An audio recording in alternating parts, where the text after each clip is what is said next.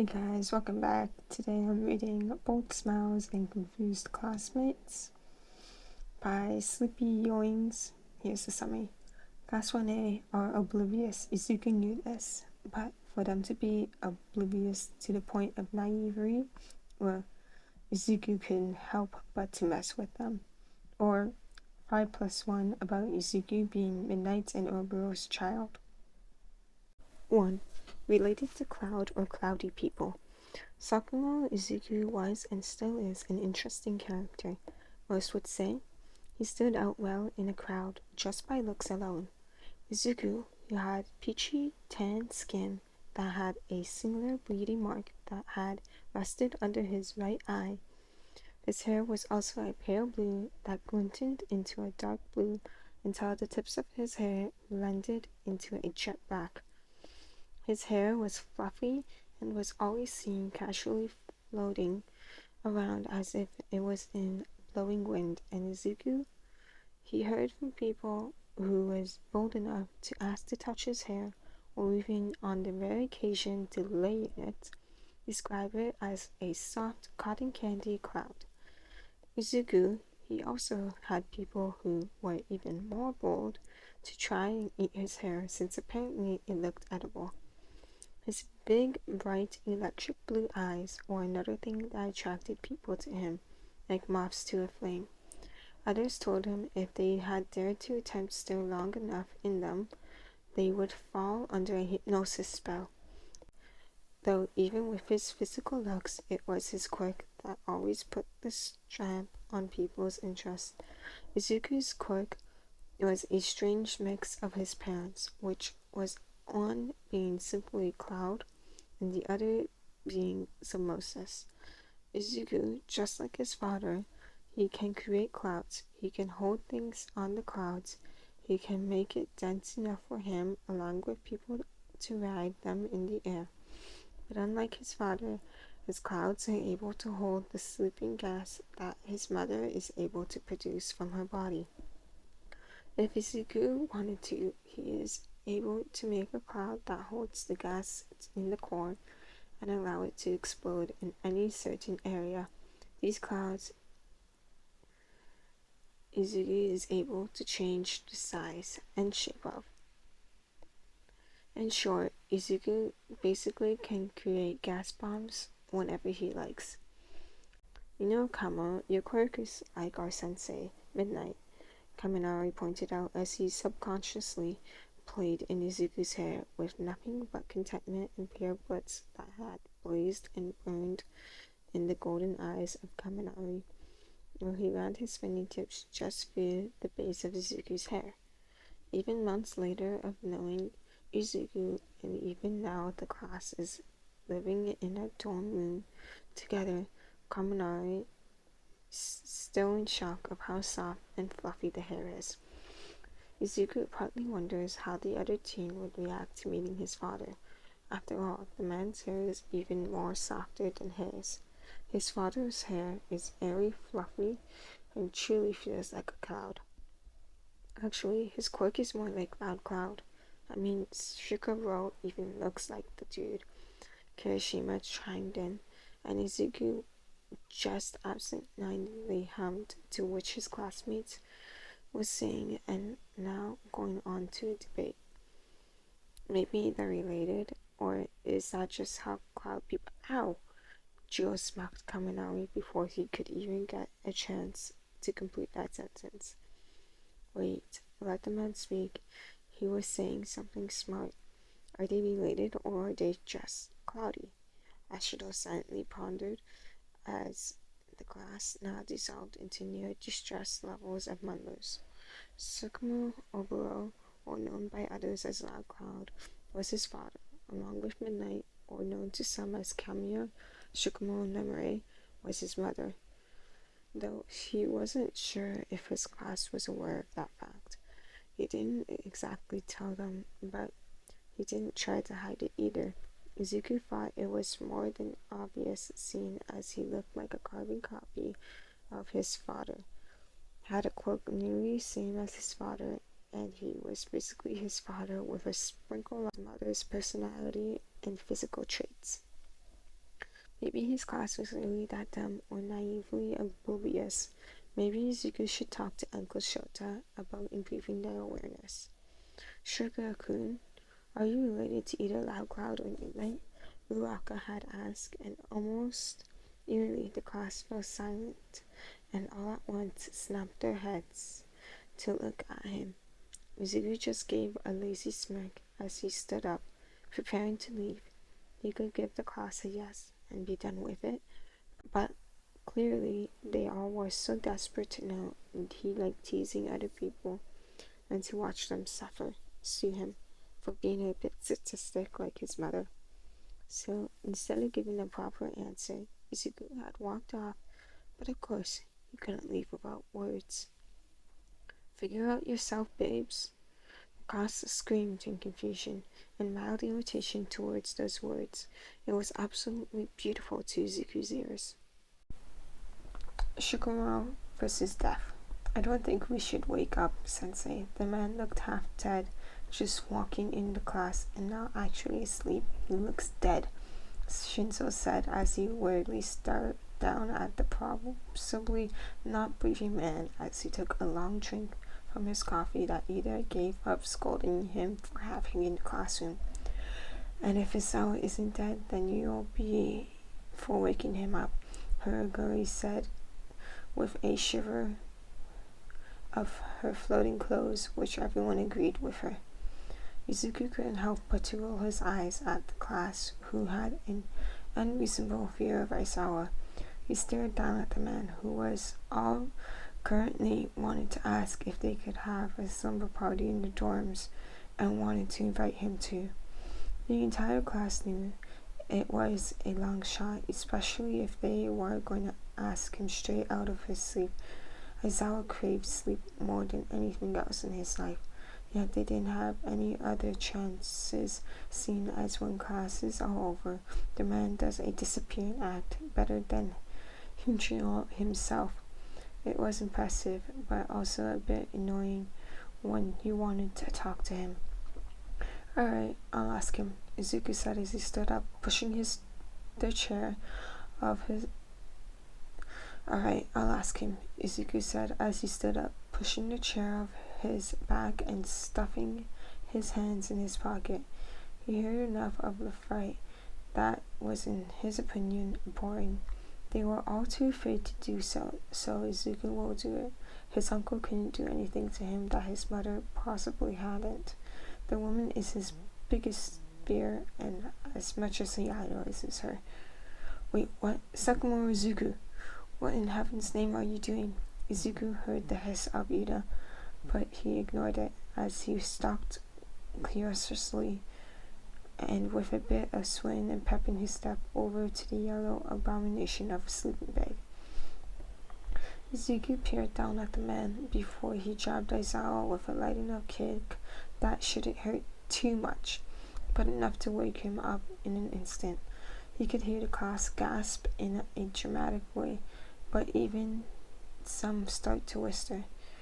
Though he couldn't focus on that too long, not when an angry Aizawa shot straight up with a curse. You have 1 second to speak. Izuku grinned brightly as if he wasn't in the face of death itself. Class wants to have a sleepover later tonight, and they want you there. You are coming. Despite the rating and smooth, veteran tone of his, there was a tautness that left no room for Aizawa to say no. Izuku gave him no choice, even if it seemed like he did. The older man could only stare at him incredulously before he huffed and laid back down. Fine, whatever, I'll go. Just leave me alone. Izuku smiled even brighter. Fine, whatever, I'll go. Just leave me alone. Izuku smiled even bigger as he turned his heel and walked back to his desk, ignoring his classmates' heavy stares. What the fuck? How is it fair that Kumo can face death and not die? Kaminari broke the sentence after that. 3. He's kind of a flirt. Izuku knew for every bit of him that was just like his father, he was also just like his mother. And at times he forgot until he finds himself acting just like her. And during those times he can only laugh and shake his head in the most exasperatingly found way. There is one of those he forgets he's just like his mother. This is one of those he forgets he's just like his mother until reality decides to remind him.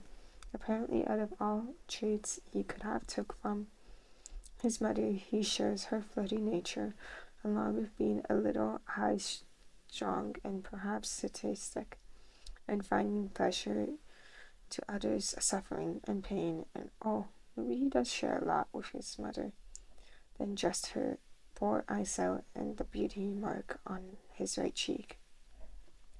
Sakura-kun, you're a bit of a tease. Didn't you even notice that? Shiga-kun, you're a bit of a tease. Did you even notice that? Uraka asked him during the lunch period. This lunch, Class 1A was sitting all together rather than being separated by their respected friendship squads. It was a recent thing the class had started and did twice a month, just for them to be closer to each other, and once those words have left Uraka's mouth, 19 pairs of eyes trailed over to Izuku, staring curiously. Most stopped chatting. A lot quieted down near whisper level to hear what he had to say. His class was very nosy.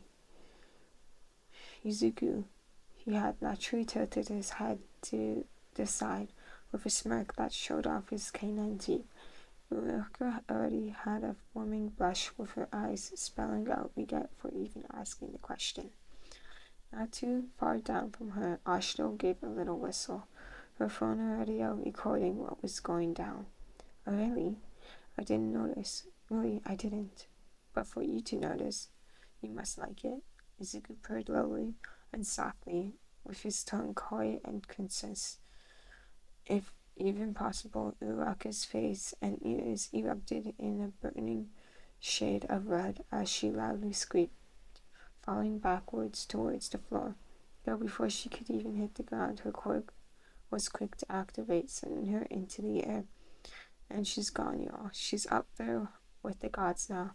Kumo has killed another one, Ashido narrated with a laugh and a slap onto the table. Izuku could only blink, watching the poor gravity quirk user float farther and farther away from their table.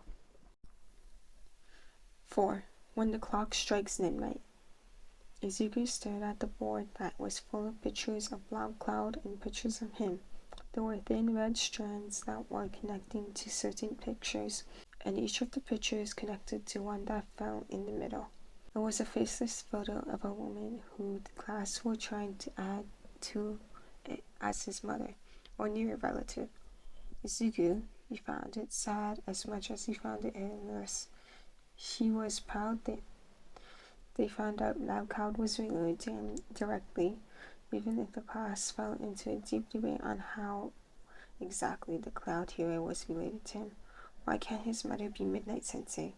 I mean, her quirk is literally called Samosas, Kaminari said, but got brushed off with overlapping arguments that there was no way it could be Midnight. She and Loud Cloud would have to know each other. I doubt the two of them are no more than co-workers on the field. Yet you also rejected the idea with a surprising amount of passion in your voice. Also, Midnight Sensei being pregnant would be in the news. Headlines tell this day. I highly doubt it's her, Kiro. Ashuri added on, and Kaminari pouted further to this, but didn't give up on his point, and he just muttered under his breath in a sulk. Hiding a presidency isn't hard with all the new technology, but okay. Izuku felt for Kaminari. No one even gave his idea or point a single thought before they all moved on to the next ridiculous claim. At least the electric quirk user was right. From the point of Midnight being his mother, and to the point of her easily hiding her pregnancy, Izuku, he couldn't help but to scoot closer to the other team, brushes his fingertips on his shoulder while giving a gentle and approving smile. Kaminari, for a moment, didn't fully understand the gesture, but after a few seconds of him staring, his eyes lit up and he nearly spoke up before Izuku had placed a finger over Kaminari's lips in a shushing motion. He gave a teasing wink and a small grin, like a smirk, at the other teen who couldn't do anything but become flustered. Though Wakaminari was red-faced and doing his best to make an impression, his golden eyes shimmered with awe and curiosity, just wanting to burst through and ask questions. Izuku could only silently laugh to this, as he mentally promised to talk to the other teen later. 5. Spirit Day. UA, for once, allowed the students free of their uniform. Izuku, he was happy. The uniform, and Izuku says this in the most offensive way possible, is ugly, and if it wasn't for the fact that he could potentially get in trouble for breaking dress code, he wouldn't wear it at all. Especially not the horrible bulky jacket. Izuku, he wouldn't say he has the best fashion choices. He thought he dressed normally. In fact, Izuku, he heard a lot of his mother's clothing style, other people would say. But Izuku, he would rather dress like his mother than his dad. That man has no sense in clothing. So perhaps when walking into the class that morning, there could be multiple reasons why people stared at him with jaws nearly touching the floor and their faces burning brighter than Kirishima's fake hair job. Izuku took out his headphones and slipped his phone within his jacket pocket. Izuku knew he was attractive, and that wasn't him being vain. He just knew his worth and the fact that he wasn't the worst looking person out there. He knew he could walk in a crowd and make heads spin, but seeing his class right now, this was different. It was as if time had stopped and he was the only one who could move. Izuku gave a humorous huff as he effort. It was as if time had stopped and he was the only one who could move. Izuku gave a humorous huff as a flirtatious smile took him home over his lips. If you want to stare, take a picture. It'll last longer. I can pose for you if you all like. Izuku chuckled lowly to his own stupid joke, while he stuttered over to his seat and sat down, with his legs kicked up onto the desk. Then that only sent the class into a frenzy, rather than finally snap them out of their traces. What the fuck? What the fuck? Yuraku could be heard whispering as she kept staring at him, as if she couldn't see him correctly. Sir, I need to know who your parents are, because there is no way you got the best beautiful genes and it skipped all of us. Zero actually sounded like he was in pain. He sounded near tears. Actually, Izuku saw the tears falling from the tape quirk user's eyes as he stared at him with a mixture of awestruck to a weird, crooked expression that Izuku did not know the name of. This is illegal. I'm suing, Ashito said in a mutter, while she pulled out her phone and started to not so subtly take pictures.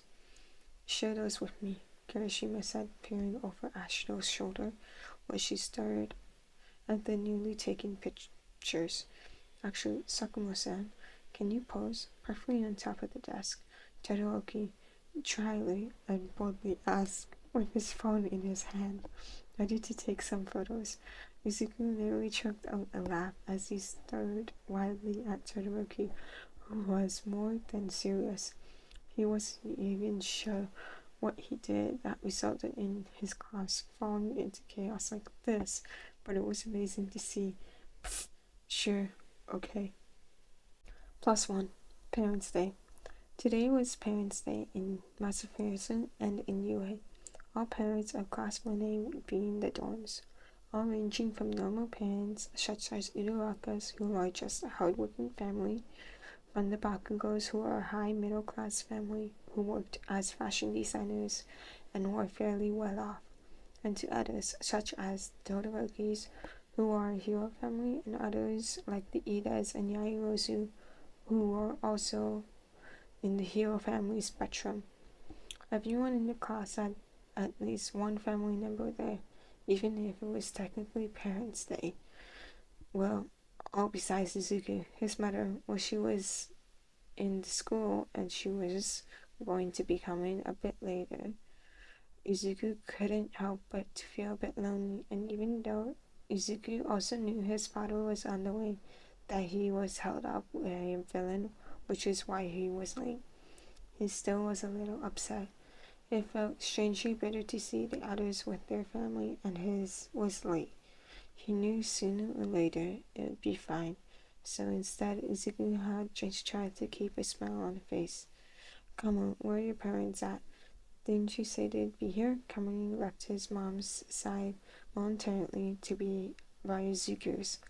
It was sweet, even though he wanted his friend to spend as much time with his parents before the event ended. Though Kaminari didn't seem like he cared. He only flashed a smile that was comforting. Mom is coming soon. She just got held up in a meeting, and Dad is late because of a villain attack. Kaminari nodded his head but didn't say anything else. It was fine, though Izuku just liked the fact that he was by his side. He wasn't too lonely. It was oddly nice and peaceful. Well, peaceful until it wasn't. Izuku saw the doors open and in came was both his mom and dad, which instantly drew attention onto them. His class, for the longest time now, have been wondering what loud crowd is to him. Most had settled for older brothers seeing as he was young, and would have been even younger when Izuku would have been born. Though now that the cloud hero was here and was searching throughout the waves of teenagers who on occasion would talk excitedly to him, Izuku couldn't help but to grin at the stunned faces of his classmates. A lot of them would whip their heads around to stare at him and Kaminari before staring right back at his parents. Izuku even heard a fellow classmate, Bakugo, clear across from the door saying, "No fucking way," before promptly being smacked on the back of his head by his mother. Oh, Izuku was taking too much during this. He couldn't wait for the school on Monday. Wait a goddamn second. Izuku could hear Kaminari mutter under his breath, just as both Midnight and Loud Cloud approached him. "My little cotton ball!" Obito gave a coo with a wide grin as he was quick to follow Izuku in a hug, despite his winces.